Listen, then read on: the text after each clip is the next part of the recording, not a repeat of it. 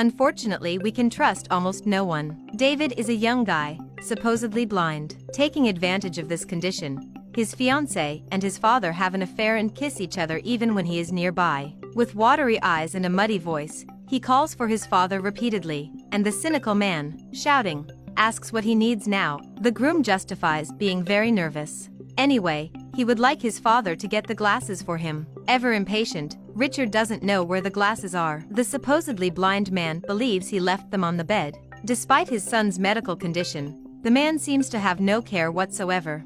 Richard points out that it is almost time for the wedding and advises David not to waste any more time. Before that, the blind groom would like the father to fix his tie. For David's lying and cruel father, it was his obligation to be able to put on his own tie, no matter what. He makes no point of hiding his dissatisfaction that his son constantly needs help. The man emphasizes that David needs to understand that this dependency for everything will have to be overcome. The blind groom ignores this issue. He wants to know if he looks good and if Monica will be happy to see him walking up the aisle. One last thing. He notices that his watch is missing. Whispering, the woman repeats that he should remain calm. While searching for the watch, he again talks to the son that he is a grown man and cannot continue to depend on daddy for everything. Suddenly changing the subject, David inquires what his father thinks about Monica. With a completely different tone of voice, he claims that Monica is a wonderful woman, not least because he was the one who introduced them to each other. David comments that now that the very special day is coming, he wonders if he made the right choice in marrying her. The man reminds him that the son will only be entitled to his mother's inheritance the day he gets married. So, yes, he thinks Monica is the right woman. David, however, is worried that she hasn't shown up so far. He is anxious and nervous. The woman's lover believes she must be on her way. While lying to his supposedly blind son, he signals for the woman to leave the room and return as if she had just arrived. The equally cynical woman knocks on the door from the inside and, with the help of her lover and father of the man she is going to marry, she greets David. The young blind guy is surprised that she showed up there before the ceremony. He fears that this brings bad luck, but Richard opines that this is a very silly superstition. He advises David to stop believing in this sort of thing, as he caresses the woman David loves and wants to marry. The groom notices that the bride is very quiet and asks if something is wrong. Monica replies that she is admiring his beauty, even more so in this incredibly elegant suit. David knows exactly what is going on. In a hurry, the woman stresses that they are wasting too much time. They had better go to the registry office soon to make the wedding official. David is excited about this and, to get up, requests his father's help once again. Monica's lover goes to the son. Without the slightest bit of affection, he grabs David by both arms and lifts him out of the chair. The blind groom comments that the tie with gold detailing looks amazing on the father. Richard doesn't understand how he knows that there are gold details on the tie. David explains that the father is a very predictable person and his favorite color is gold. So he tried to guess and apparently got it right. A little startled, he laughs that the blind son remembers that his favorite color is gold. Also, David comments that the gold tie matches perfectly with the pink shirt he is wearing under the jacket. However, he doesn't think that the green parts of the tie are very nice. The man realizes that his son is looking very strange and questions if he doesn't want to tell anything, maybe if he is seeing.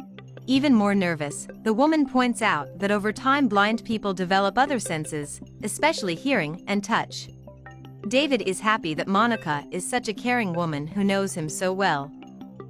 Clearly worried, Richard suggests that the two of them go to the registry office right away. At this moment, the betrayed young man reveals that he has something to tell his father. The woman advises that this conversation happen later, because they are already late. He stresses that it needs to be now. It is a very important matter. David just wants to declare that the two of them are the most important people in his life. Dropping his glasses, the woman complains that he is wasting time. David asks for calm. Before they leave, he just needs to find the glasses again. He begs his father to help him one last time, but Richard, in all his cruelty, kicks the glasses even further away from his supposedly blind son. Monica is another characterless person and mocks her almost husband. As always aggressive and impatient, Richard lifts David up. According to him, He better get the glasses before his son gets all dirty. He finally hands over the glasses and expects David to be more careful from now on. The man pretending to be blind agrees to go to the registry office to make the marriage official. But what will he do when he gets there? A few minutes later, the three are gathered at the notary's office. Now he will ask the most awaited question for the bride and groom. Starting with Monica, he asks her if she accepts David as her lawfully wedded husband, for today and forever. Without the slightest enthusiasm, she replies that she does. That done, the man asks if David takes Monica as his lawful wedded wife.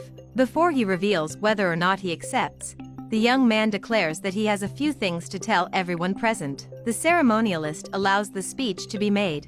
Without the glasses, he reveals looking at his father that he can see. Richard is incredulous. For him this must be some kind of joke. But there is no joke. He can see and knows that his father and Monica are having an affair. The lying father denies the accusations and orders the son to behave inside the registry office. David still finds it hard to believe that he had the nerve to plot a plan to steal all the money that is his right. Unable to continue the charade, Monica confesses that she doesn't think she could live with him, because she actually likes older men like Richard. For her, this plan would never work. The man wonders if she can imagine how much money that boy will inherit. "Boy, I feel disgust for you," David exclaims, just as he despises Monica. The man alleges that a son can't say that kind of thing to a father. David doesn't think he is a person who deserves to carry that title. After all, what kind of father tries to deceive his son? He doesn't want to see the two of them ever again. To Monica, he declares that, despite everything, he really liked her. If it hadn't been for that woman to help him, he doesn't know what could have happened. Richard wants to know who she is. That woman is the doctor who performed the miraculous surgery on his eyes. On top of it all, she didn't charge him anything, since it was a surgery still in the testing stages. But since it worked, he promises the doctor that as soon as he inherits his mother's wealth he will pay her what she deserves. The woman replies that it won't be necessary. David recalls that the father made him believe that his blindness was definitive. From the beginning he did everything to deceive him. Monica, a born scammer, decides to leave as if nothing much had happened. The ceremonialist doesn't allow her to. He announces that he has already called the authorities, because what they tried to do is a crime. In complete despair, Richard accuses his son of being a madman and a compulsive liar. The doctor, however, places herself as a witness to everything that has happened. Monica says that she really loves David and hopes that they can reconcile. He, naturally, does not accept this and calls her disgusting. Richard complains that Monica's love is a sham. The ceremonialist gets tired of the two scammers. The man explains that they can accompany him willingly or the police will have to handcuff them inside. With the encouragement of the heroic doctor, the two scammers will now serve for all the crimes they have committed. Alone with the doctor, David thanks her for literally saving his life. Unfortunately, we cannot always trust even our closest relatives.